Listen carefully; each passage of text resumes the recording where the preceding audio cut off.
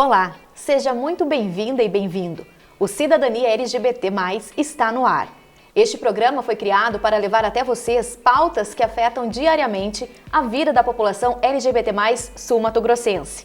É uma parceria entre a Subsecretaria de Estado de Políticas Públicas LGBT+, e a Assembleia Legislativa. E neste mês de maio, vamos falar sobre o Maio da Diversidade, que neste ano celebra os 11 anos da Lei nº 4031, que instituiu o dia 17 de maio como Dia Estadual de Combate à Homofobia no Mato Grosso do Sul. E os 32 anos que a Assembleia Geral da Organização Mundial da Saúde, a OMS, declarou oficialmente que a homossexualidade não constitui doença, nem distúrbio, eliminando assim a homossexualidade da Classificação Internacional de Doenças. E a nossa convidada é a coordenadora de políticas públicas LGBT+, do município de Campo Grande, Cris Stephanie. Cris, muito obrigada pela sua presença conosco. Eu que agradeço pelo convite e é uma honra estar aqui podendo participar. Cris, o mês de maio ele marca a luta pelo respeito à diversidade, né? O que é o Maio da Diversidade? Bom, o Maio da Diversidade é uma série de ações, né, desencadeada pelo governo do estado através da SUB-LGBT, cujos municípios participam. E aqui em Campo Grande, a nossa Coordenadoria Municipal de Políticas Públicas LGBT também está com uma série de ações que se inicia hoje, por exemplo, com o Mães para a Diversidade, que vai ser ali no Paço Municipal, na Afonso Pena. A gente tem outras ações, como o 7º Sarau LGBT apoiado por nós, da Prefeitura, e vamos aí, no decorrer do maio inteiro, fazer várias ações em parceria com a Subsecretaria de Políticas LGBT do Estado. E o mês de maio ele traz também uma data muito importante, né, que é o dia 17. Cris, muitas pessoas não entendem a importância dessa data para a população LGBT+, né? O que é o dia 17 de maio? Como surgiu essa data tão específica para essa comunidade? Na verdade, o dia 17 de maio foi quando a Organização Mundial da Saúde retira, né, o sufixo ismo em relação à homossexualidade, por isso que a gente fala sempre em homossexualidade, homoafetividade e não em homossexualismo, como se dizia, né? Porque o sufixo ismo se remete à doença. E a homossexualidade, assim como a transexualidade, a travestilidade, não é uma doença, é uma questão de gênero, uma questão de sexualidade e também de afetividade, né? Porque não fica só ligado à questão sexual. É super importante a gente entender a simbologia desse dia, né, por causa do combate à LGBTfobia como um todo, mas principalmente da homofobia, no caso dos homossexuais. Por quais razões? Porque com esse dia de 17 de maio, a gente tem aí o dia mundial, o dia nacional, estadual e municipal, que funciona tudo, né, intercaladamente no mesmo dia. Então esse dia 17 de maio é um dia que a gente internacionalmente trava algumas lutas, algumas batalhas, né, no combate à LGBTfobia, mais exclusivamente específico aos homossexuais masculinos e femininos. Cris, e também agora, né, em 2022, fazem 32 anos, né, que a homossexualidade não é mais considerada uma doença, né? E infelizmente, muitas pessoas hoje em dia ainda classificam assim. Como que é viver com esse preconceito e essa questão de falar assim, que é uma pessoa doente, não ter a sua dignidade, o seu respeito garantido? Na verdade, eu penso que doente é quem é homofóbico, né? Doente é quem pratica algum tipo de preconceito, de discriminação contra quem quer que seja. A gente precisa entender que a gente vive num país livre, democrático, as pessoas são livres para ter a sua visão de pensamento sobre determinados assuntos, principalmente sobre a questão LGBT. É sadio e salutar quando as pessoas têm suas divergências de pensamento. Agora, o que não se pode existir é dentro dessa divergência, seja ela por questões religiosas, por questões éticas, pessoais ou até mesmo familiar, impor a sua verdade absoluta e achar que em decorrência disso é o dono de toda a verdade, que pode discriminar, pode maltratar ou até mesmo espancar ou torturar pessoas LGBT.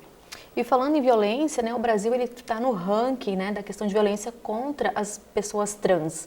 Por que o nosso índice é tão alto ainda aqui no Brasil? Segundo dados de pesquisas, né, até de internacionais, o Brasil está na ponta de um iceberg do país onde mais se mata LGBT de forma geral. Mas a questão das pessoas travestis e transexuais ela é mais complexa, até devido à questão da baixa escolaridade, falta de empregabilidade, o fato da maioria ainda estar no exercício da prostituição como meio de sobrevivência, e isso as torna pessoas mais vulneráveis. Então nós temos um país que uma travesti, uma transexual, por exemplo, tem 150 vezes mais chances de ser assassinada do que em qualquer outro país europeu. E em decorrência dos LGBTs de forma generalizada, uma trans, por exemplo, tem 18 vezes mais chance de ser assassinada no Brasil do que um gay e uma lésbica, por exemplo. E lembrando que num recorte aí de questões raciais, geralmente são pessoas trans, negras ou pardas, né, e de poder aquisitivo baixo, ou seja, pessoas em situação de maior vulnerabilidade. E o que mantém, né, essa violência, essa vulnerabilidade dessas pessoas? A sociedade, o que condiz com isso? O que faz com que as pessoas continuem tratando, né, a população LGBT assim? Olha, eu diria que primeiro é a questão dos costumes. Eu costumo dizer que aqui no Brasil nós temos uma coisa meio feia, que é tudo que não presta lá fora, tudo que é repelido lá fora, a gente costuma dizer aqui que é cultura. Então a nossa cultura é uma cultura de preconceito, uma cultura de discriminação, né? De violência também. Então essa cultura leva essas pessoas a praticar tais atos. Não podemos dizer que é desconhecimento, né? Não podemos mais falar em preconceito, porque o preconceito, ele já, por si só a palavra já fala, é um preconceito, né, um conceito antecipado de algo que você não conhece, e hoje é impossível quem não conhece, quem não sabe as tratativas de como se referir ou de como tratar e respeitar uma pessoa LGBT no nosso país.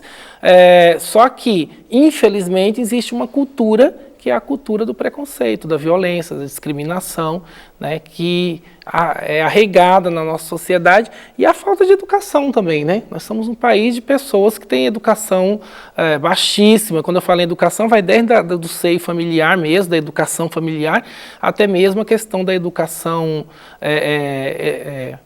como fala, educacional mesmo, né, da escola ali e tal.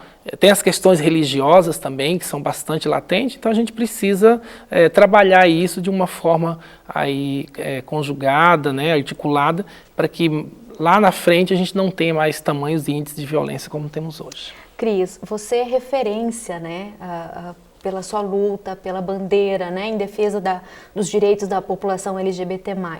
Eu queria que você nos falasse um pouquinho também como foi sua história de vida, né? Como foi o início da Cris Stephanie?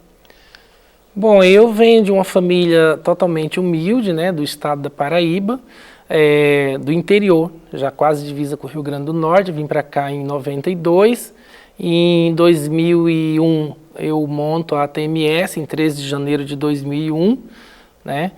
Filha de pais nordestinos, meu pai é descendente de índio com pessoas afrodescendentes, né? No caso, meu avô era afrodescendente, minha avó indígena, e minha mãe é descendente de portuguesa com brasileiro mesmo. Aí não sabe a outra descendência, mas já é.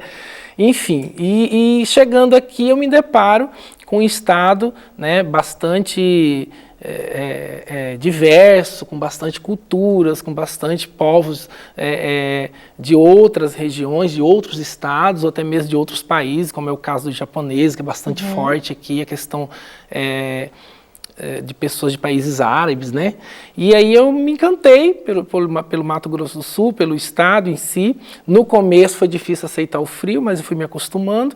Mas, de alguma forma, eu fui me apaixonando pelo estado, pelo local, mas não sabia como lidar com essa questão da violência, porque era muitos índices de assassinato, era muita violência, os jornais com aquelas fotos estampadas ali de pessoas trans, e eu comecei então a lutar e fazer com que a gente se organizasse, né, se unisse para montar a Associação das Travestis e Transsexuais do Estado, que é a ATMS, E hoje a TMS ela é referência, né? Fui presidente nacional também da Associação Nacional das Travestis e Transsexuais, a nível nacional. É importante a gente estar fazendo esse debate político, ideológico, né, social, estar ocupando espaço de poderes, conselhos, principalmente de saúde, de assistência, dos direitos humanos, quer dizer, tá nessa luta. Então eu sempre tive aí, e vou estar sempre, até enquanto Deus me permitir, tá fazendo esse embate, essa discussão, e acredito que nem tudo é só tragédia, né? A gente tem coisas boas aí também, temos ganhos, temos vitórias,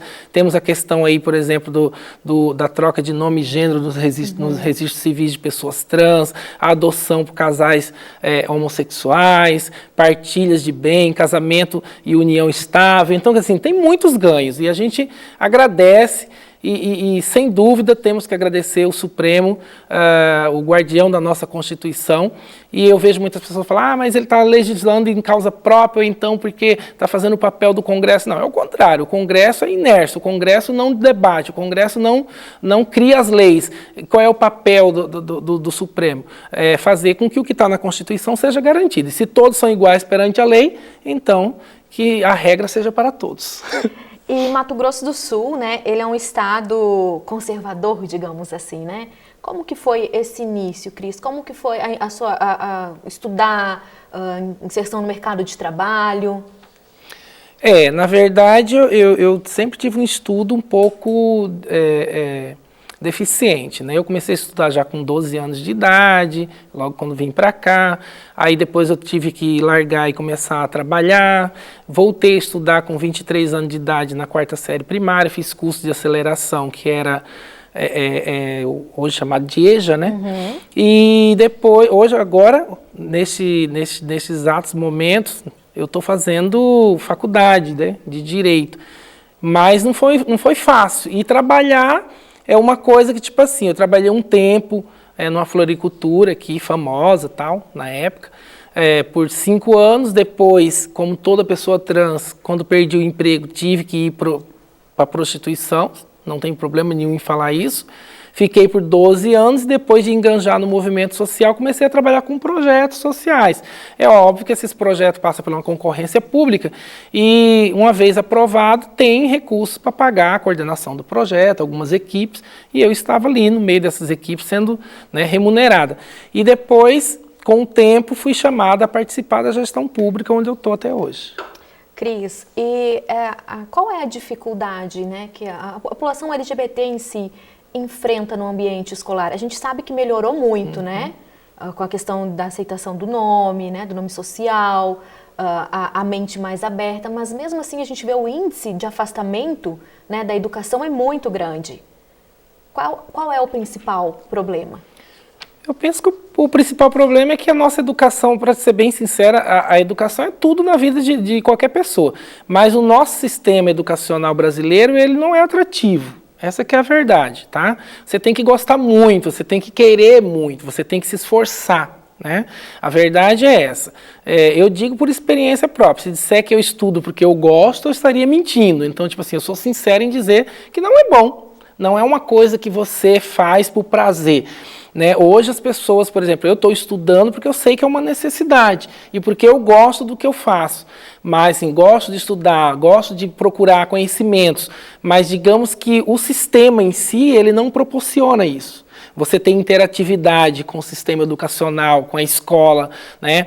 Com o ambiente escolar em si. É um ambiente hostil, né? Principalmente no que tange ao ensino fundamental e médio. E aí, quando você vai para uma faculdade, você tem ali um pouquinho mais de propriedade, de conhecimento, de outros mecanismos. Agora, voltando para a questão primária ali, você imagina um ambiente onde o aluno não é respeitado. Aí eu vejo as pessoas que são contra as cotas defendendo que não precisaria disso, que teria que ter educação de qualidade para todos. Concordo, mas enquanto isso não acontece, a gente precisa dessas cotas para poder fazer reparos aí que são centenários, né, de anos aí que que o Estado brasileiro deve isso a determinados públicos fragilizados. Então, a educação em si, ela já tem as suas deficiências. E para uma pessoa que é LGBT, é muito pior. O xingamento, as violências, as piadas, as brincadeiras, o despreparo da própria escola, do próprio corpo ali, docente, que os professores, enfim, não tem esse preparo para lidar com essas questões. Um outro problema, né, Cris, é a inserção no mercado de trabalho, né? Na própria subsecretaria, eu acredito que você ali na coordenadoria também, a gente recebe muitas demandas, né, dessa dificuldade. Os nossos empresários, eles ainda não estão preparados para integrarem a população LGBT? Na verdade, assim, eu diria que o Brasil inteiro não está preparado para lidar com as diferenças, né? Para lidar com o que é diferente. A gente tem muito medo daquilo que é diferente. A gente sempre, você pode ver pelo próprio costume caseiro, né? Você dorme de um lado da sua cama, você nunca troca aquele lado, parece que se acostuma com aquilo ali. E as pessoas se acostumam, como eu disse no começo, se acostumam com a cultura da violência, se acostumam com a cultura do machismo, do feminicídio, do racismo, de tantas outras coisas, inclusive da LGBTfobia. E acredita que isso é normal. Então, para você conseguir entrar no mercado de trabalho hoje, são poucos empresários que abrem as portas, mas a gente tem conseguido avançar. Eu acompanhei um caso de violência, discriminação, de 2 trans que foram ao banheiro do shopping e foram impedidas de usar, né? E na hora que elas estavam relatando, eu ri, elas olharam para mim assim e falaram assim, mas você está rindo da situação? Eu falei, não estou rindo da situação. Eu estou rindo ao mesmo tempo porque o quanto que nós avançamos, apesar de ainda precisar avançar muito. Porque isso há uns 20, 30 anos atrás, a gente sequer tinha a possibilidade de entrar no shopping. Mesmo como consumidora. Hoje vocês trabalham numa loja do shopping e foram impedidas de entrar no banheiro. É desagradável? É desagradável, mas pense o quanto nós já avançamos, né? Então, isso quer dizer que essas pessoas LGBTs, incluindo a minha pessoa, temos capacidade, né? Temos qualificação, e ainda que não tenhamos qualificação, é preciso que dê oportunidades de estudo, de qualificação, de emprego, para que essas pessoas também possam ingressar no mercado de trabalho e mostrar o seu potencial, o que tem de melhor. E uma outra coisa são os comentários que surgiram, por exemplo, com a instalação de uma fábrica num município aqui próximo, né? Que apesar do alto número de empregos, né, do crescimento, a prostituição aumentou muito, tanto de mulheres quanto de mulheres trans, né? Como que vocês têm trabalhado isso, Cris? Bom, então, como no meu caso, né, eu estou numa gestão que é municipal, a gente tem aqui no município de Campo Grande encaminhado principalmente pessoas trans, que são as que têm maiores dificuldades ao mercado de trabalho, ingressar no PROINC, que é um programa da prefeitura, em diversas secretarias que você vai hoje, você consegue enxergar e ver algumas pessoas trans ali trabalhando, ajudando, colaborando, né, como nossos colaboradores. Mas a nível de Estado, eu penso que a gente precisa, né, fazer com que essas empresas, essas indústrias que venham para cá, também esteja de alguma forma preparada para receber pessoas LGBTs no seu quadro de funcionários. É óbvio e é latente que diante do preconceito, da discriminação e a quantidade de funcionários que vêm para esses locais, para essas empresas, essas indústrias, aumenta a questão da prostituição. Isso é real, né? E isso vem desde a época dos primórdios. Uhum. Não tem como a gente mudar isso. Mas que a gente tivesse um mecanismo que não deixasse para as pessoas trans, principalmente, só o legado de que ela só tem a prostituição como meio de sobrevivência, que existisse outros mecanismos, né, outros espaços onde ela pudesse trabalhar e ainda que ela quisesse, né, o exercício da prostituição, numa certa idade, num certo momento, quando ela dissesse eu não quero mais isso, ela tivesse essa oportunidade. Uma outra parceria de vocês com a subsecretaria são essas blitz aqui em Campo Grande, né, com as profissionais do sexo, né? Como que é essa abordagem e essa conversa com essas meninas? Um dos trabalhos que a gente vem realizando faz tempo, isso era uma ideia da TMS, que é fazer a blitz educativa nas ruas, onde a gente vai junto com a guarda ou com a polícia militar. Justamente o primeiro passo é aproximar. segurança pública e profissionais do sexo, de modo que não haja mais as violências, né, ou violações de direitos praticadas por nenhum dos dois lados. E em seguida, a gente ouve, orienta, entrega materiais e insumos de prevenção, né, das ISTs, que é muito importante para a saúde delas, mas também orientá-las sobre direitos, deveres e, inclusive, ofertar os serviços que tanto a sub-LGBT quanto a sub de direitos humanos, através da coordenadoria do município, tem para oferecer. E aí a gente fala sobre a questão do mercado de trabalho, a gente não orienta e nem obriga, né, ou fala mal como se aquilo fosse um problema da sociedade. Ao contrário, a gente quer que elas entendam que elas têm, para além da prostituição, outros mecanismos, né, outros viés profissionais que elas podem se encaixar e que a gente pode estar ajudando a encaminhar, fazer currículos, etc. A questão do nome social, que a gente não chama mais de nome social, no caso a troca de nome e gênero, que a gente acompanha desde a retirada das certidões até a emissão do registro novo. Uhum. Então tudo isso, a Blitz é mais para isso, né, para falar sobre os direitos que elas têm. Cris, e como a gente faz para combater esse preconceito de gênero e sexualidade, né? Políticas públicas, elas são fundamentais? Políticas públicas são fundamentais. Agora, é importante dizer que as políticas não basta estar no papel, né? Elas têm que saírem do papel. E para sair do papel, uma coisa é fundamental: dinheiro.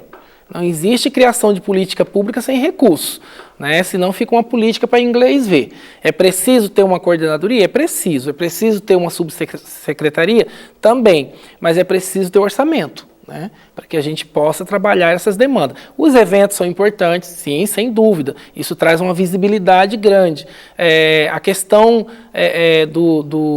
das blitz, a questão do ir lá com os insumos, de falar dos direitos, né, tudo isso é importante. Mas também é importante se a gente tiver recursos para projetos sociais, para empregabilidade, capacitação profissional, encaminhamento ao mercado de trabalho, questão educacional, né? E eu penso que o governo, tanto do estado quanto do município, vem fazendo isso através dos seus órgãos, mas ainda é uma coisa a passos lentos, haja vista que é um começo, né? E eu diria um largo passo, um grande avanço diante do que nós não tínhamos e temos hoje. E parcerias, né? Parcerias. Porque eu vejo que vocês trabalham muito, as entidades, né, são muito parceiras, muito recíprocas entre si, né? Sim, isso é importante, as instituições estarem... Ainda que não sejam organizações que tenham CNPJ, porque às vezes a pessoa, ela milita na causa, ela tem um grupo de amigos, né, ou de pessoas, às vezes as próprias danceterias, boates que são LGBTs, eu sempre falo isso, é muito importante que elas se engajem na luta e que não fique somente no chamado pink money, né, que é aquela coisa de só querer o recurso do LGBT. Não, tratem, né, de fazer com que as políticas públicas, através desses estabelecimentos, também sejam acessadas, né? Também seja divulgada para que o público possa participar e ficar sabendo onde acessar. Cris, e nesse maio da diversidade, né, agora, qual que é o recado que a gente deixa para a população sul-mato-grossense, com todas essas ações? Bom, eu penso que o recado que nós devemos deixar para toda a sociedade sul-mato-grossense é que nós devemos amar o próximo, amar a si mesmo, respeitar as pessoas, né? Independente de quem elas sejam, onde elas estão, qual o seu grau de escolaridade, qual a sua sexualidade, seu gênero, sua religião. Não interessa a sua questão financeira. O que interessa é que nós precisamos, antes de tudo, respeitar, amar. Eu não trabalho com essa coisa do princípio da aceitação, porque eu mesmo não sou obrigado a aceitar um monte de coisa e acredito que muitas pessoas não são obrigadas a aceitar nada, mas quando a gente parte do princípio do respeito, isso faz com que a gente transforme a sociedade. Então o respeito, a questão da dignidade humana tem que estar acima de qualquer preceito, de qualquer situação, de qualquer entendimento. É importante que as pessoas saibam, né, e entendam que liberdade de expressão não dá o direito das pessoas falarem tudo o que querem, ou até elas podem falar, mas saibam que também tem consequências de tudo aquilo que falam. Então, agredir verbalmente, maltratar, destratar, né? Tudo isso tem consequências, tanto psicológicas para as pessoas que estão recebendo né, esse tipo de tratamento, quanto para quem está tratando dessa forma. Existe aí as leis, hoje a LGBTfobia é considerada crime de racismo também, então assim, é importante que as pessoas saibam disso e que nós possamos fazer um Estado harmonioso, profícuo, né? Que busque o exercício da cidadania plena, onde todos, independente das suas diferenças, sejam tratados com equidade, com respeito. E é isso, que a gente faça um Mato Grosso do Sul aí cada vez melhor para todos que virão depois de nós e também para nós que ainda estamos aqui, né? Cris, e vale ressaltar, né, que a internet não é mais uma terra sem lei. Não, de jeito nenhum. Tudo que você posta ali na internet, né, todas as brincadeirinhas sem graça, às vezes a pessoa fala, olha, mas foi sem pensar, foi só uma brincadeira. Lembre-se que aquilo que às vezes é brincadeira para você, pode ser muito ofensivo para o outro. Você não sabe o que o outro que está do outro lado está passando, você não sabe. E às vezes são ofensas tão terríveis que termina não só chateando a pessoa que está sendo magoada, mas também os seus familiares. É importante as pessoas entenderem que travestis, transexuais, LGBTs de forma geral, não são filhos de chocadeira. Eles têm, né, têm famílias, têm pai, têm mãe, e que também se chocam, que também sofrem, que também terminam sendo vítima dessa LGBTfobia. Bom, o nosso bate-papo hoje foi com a Cris Stephanie, né, que é coordenadora de políticas públicas LGBT do município de Campo Grande. Cris, eu gostaria de te agradecer imensamente pela sua presença conosco aqui no programa, nesse mês que é um mês tão importante para a população LGBT. Eu que agradeço a todos que estão nos assistindo, né? E agradecer você pelo convite e dizer que a nossa coordenadoria LGBT, através da administração pública municipal, a nossa prefeita Adriane Lopes, o nosso subsecretário Amadeu, nossa subsecretária adjunta, que é a Bárbara, nós estamos lá à disposição e a nossa coordenadoria está de portas abertas para atender a população. Obrigada.